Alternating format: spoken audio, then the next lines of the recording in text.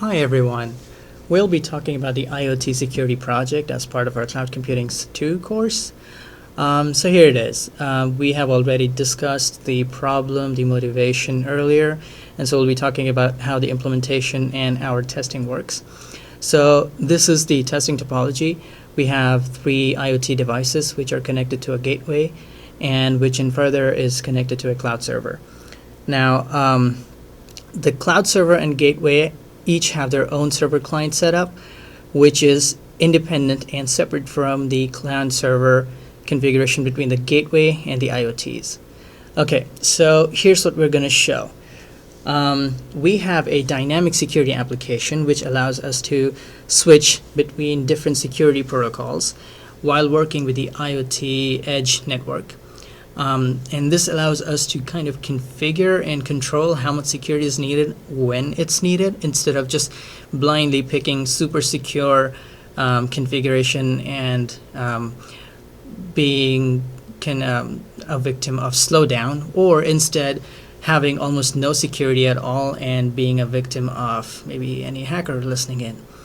So this our configuration allows people to pick and choose. Although it's in the nascent stages, it has a lot of scope which will allow it to be built upon later. All right, so let's see how the configuration works right now. So here, as you can see, we have the IoT clients, which as you remember from the image, these are the IoT clients. We have the gateway, which is here, and we have the server, which is situated on the cloud server area.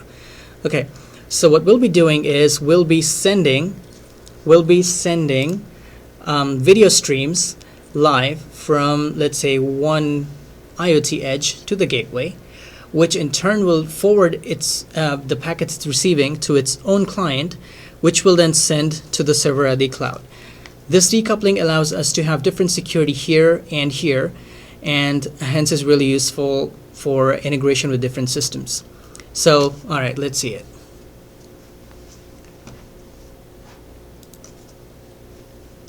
So here we have the gateway running at port 10,005, and the server is at the cloud receiving at 10,010, which means the IoT will be sending the packets to the gateway. The gateway will then be forwarding it to the cloud.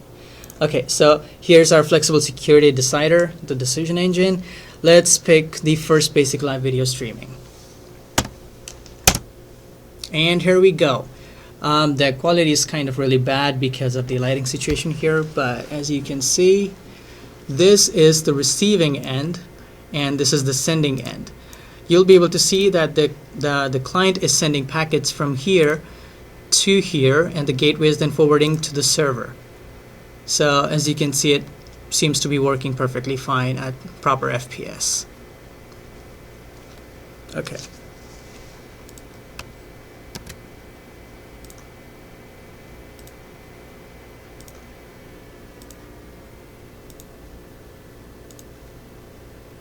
All right. So now let's show you some different security, well, mostly core security parts that we have created. So here's, for instance,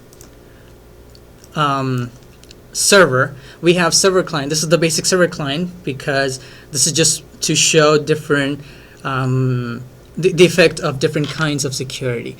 So we have gone with our implementation mostly relies on this, the DTLS static PSK security, but in many cases it might also rely on this. Now when I'm saying our cases, we're relying on the general case because these are low security, but they're really fast. I will be showing it later. Whereas the others, they work really well. They might be even more secure, but the trade-off being it takes more time. Okay, so I have various servers running. The server TLS. Okay, let's try the first one, TLS PSK security. So if I try TLS PSK, this refers to the TLS and pre-shared key. This is the DTLS. There we go. This is the TLS PSK security. The server is receiving here, and I'll be starting the client here. As you can see, the TLS uses Diffie-Hellman exchange here with AES cryptography and SHA-256 from Message Digest. Being PSK, it allocated maybe 5,962 times, about 7,240,000 bytes in the entire configuration. And as you can see, this is our key configuration here. We are allowing the client to resume the session. So basically what happens is the peer tries to connect to the peer, that is the client, tries to connect to the server, and the server is able to hear it. So the server responds, I hear you, Fishizzle. And then the client kills itself and tries to connect again, but this time it tries to reuse the session ID. And then the client resumes its own response, hi here for Shizzle, and the configuration just continues. So this was an example of TLS PSK security. Note this number. I mean, these are the numbers which might be more worth focusing on. Okay, let's try the next one, TLS certificate. Certificate being self-signed. Okay. This is the TLS certificate, and the server is running. I'll be trying the client here. As you can see, we're using TLS ephemeral Diffie-Hellman exchange, which is using RSA first to have key exchange, followed by AES 256 cryptography and SHA 384 message digest. These are really high secure implementation. But notice this. I'll scroll up here to show you the difference between using TLS PSK versus TLS certificate. The amount of the number of allocations is the difference is huge, 5,957 versus 81,096. And just look at the bytes. This is 7,260,000, whereas this is God knows how many numbers, 209 million. And that takes up a lot of capacity. And so this might not be the best solution, but it is definitely more secure, because it's using 256 over 128 as the old one. Although 128 is more than enough for most use cases, so in our use case, we don't really assume that 128 will be broken, at least not until 2030. All right, let's try the next one, DTLS PSK security. So DTLS has the advantage of using in our case, we're using DTLS over UDP, and combining with the PSK. Okay, let's see how this pans out. Okay, as you can see, we're back to the nice low number allocation. We're using DTLS, again, Diffie-Hellman key exchange, using Diffie-Hellman exchange, but this time we're using pre-shared keys instead of certificates, back to AES 128. And we have the 256 message digest. So it seems to be working, and again, as I've shown here, reuse session ID. Similarly, in the old one, we have the reuse session ID, so every time we are actually connecting and then disconnecting and then resuming our session to show that it just instantly connects. Okay, so now the DTLS certificate, again, should be good enough. It's certificate, but it's DTLS, so ideally it should be faster than TLS. Let's see. The DTLS certificate. All right. So the server is running here. We try and run the client. Client here's for Shizzle. And we have proper resume support. The session ID is reused. Again, we're back to the high number of allocations and really high memory footprint. So this might not be the best idea, but again, it's kind of secure.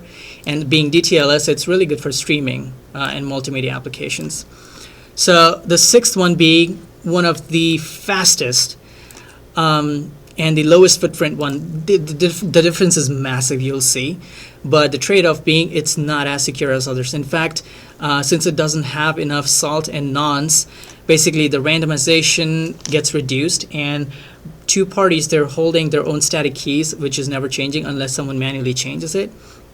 Although we would like to have the implementation to force some kind of key exchange if, let's say, I feel the need to change the server or the IoT edge is certificates or pre-shared keys because I feel they need more security. So in those cases, I would like to be able to force some manual override to have key exchange instead of just using static ones.